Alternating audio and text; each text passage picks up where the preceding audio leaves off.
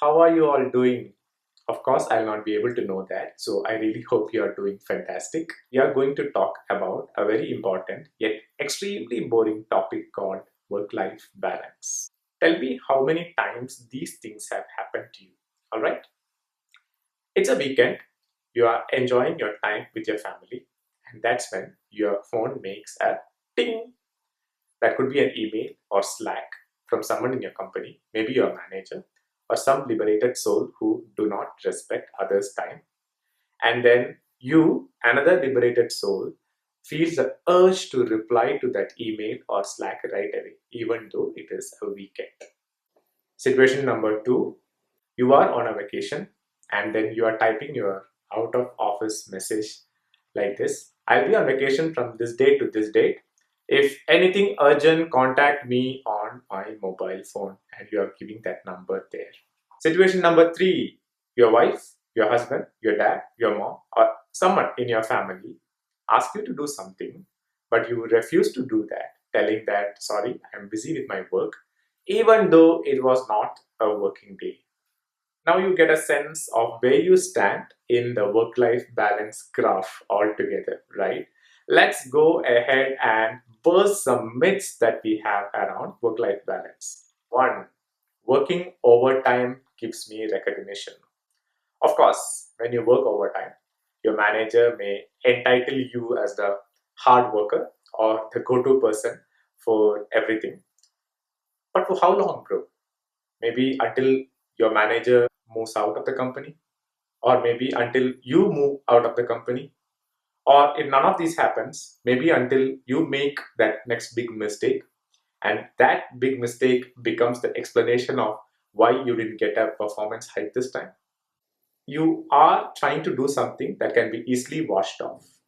It's very ironical that we burn our health to get money and later burn that money to get back our health. Two, working overtime is working hard. Actually, it's the other way around. If you are working overtime, it either means that you have no control over time, which means you are a poor planner, or you have no control over the work, which means you lack expertise in your work. If none of these are the factors and you are being forced to work overtime, then it just means that you are not working for the right company. It's time to move on. Three, I work overtime because my colleagues do the same. Very popular one, right? Now, on this one, I want you to imagine that you are a people manager and there are two employees reporting to you. One is Angel Shetty and the other one is Devil Sharma. Angel Shetty is that person who works around the clock. She is a 24/7 yes boss chatbot. Whereas Devil Sharma is a tough guy, you know. He's so unfair that he works only during the working hours. But he has complete control over the work, finishes things on time, and he gives you update without the need for you to follow up with him. Now the promotion cycles are here and you can promote only one of them. Who will you promote? It's totally understandable if you want to promote Angel Shetty because she is a good worker. She works around the clock.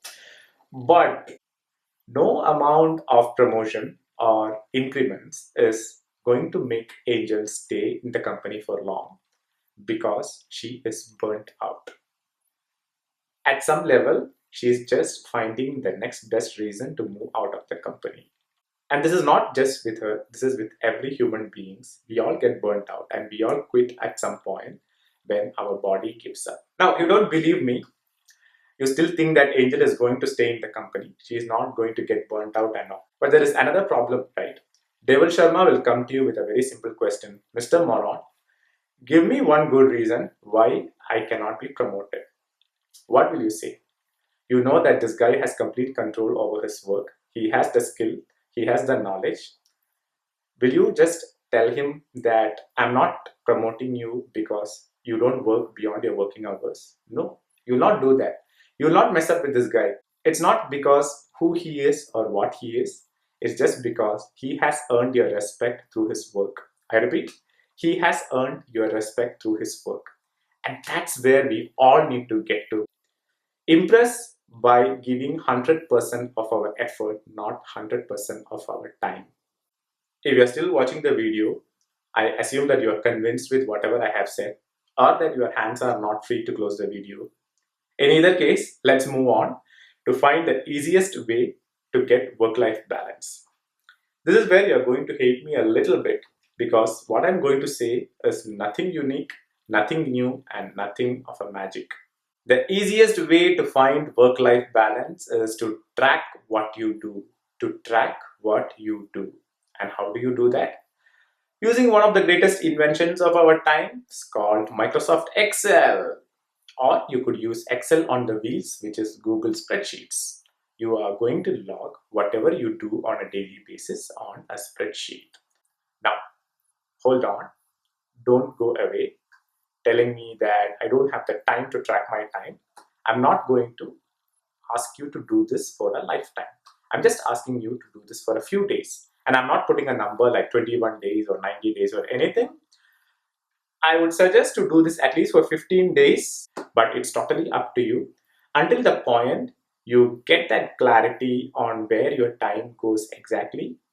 That's where you can stop and take a look back. So it's very simple. You create a spreadsheet like this, put a date at the top, the time window, which could be like a 1 hour window or a 30-minute window as a rows over here. You need to zone it out. The green zone is for your personal task and the orange zone is all for your work task. You will mention what task you are doing at a specific time here, and you will log whether how much time you have spent in that window and whether it is for a work or for a personal thing. A very important thing before you start, don't change anything in the way you work. Just log whatever you do as is, because that is how we can see where our time is exactly being spent and look at ways to correct them as we go ahead, right? So don't think too much, just log whatever you do on the spreadsheet. And one fine morning, you will wake up with an enlightenment and you will feel like going back to your tracker. After a few days, your mess would look something like this. And the only thing you need to do then is to go through the sheet, understand what all you have done in the past few days, how much time you have invested in your work versus for your personal life. And going ahead, you just need to ensure that you are kicking out these green guys from the red zone and the red guys from the green zone. In effect, what you're doing is you are building a muscle memory to draw a clear line between your work and personal life. Easy, right? Now, that's not everything. You may have got a good control of your time and may have transformed into a good work-life balancer, if it's a word like that. But the people around you may not have changed. They may still force you to work beyond your working hours, right? And that is where I want to convey the crux of my message, which is to push back and say no. You have to say that no. When you say that no, you are saying yes to sustaining your good work for a longer period of time. You are saying yes to a quality time for yourself and your family. It is not going to affect your career or your future prospects at your company. And if it does, as I said, that's not the right company to work for, and you need to consider moving on. It's a cliched usage, but time flies. Time really flies. Your parents are getting older, and they would love it if you could set some time for them every day, even if it is over a call. Your kids are growing up, and they'll not be with you forever. One fine morning, they'll be packing their bags and going away from you in pursuit of their career. Right? You cannot plan to enjoy all the life moments in lump sum after your retirement. You have to enjoy them as and when it comes.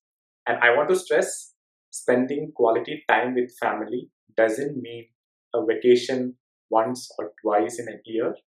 It has to be done each and every single day, and you'll never regret that. Until you watch me in my next video, good luck and God bless. Thank you.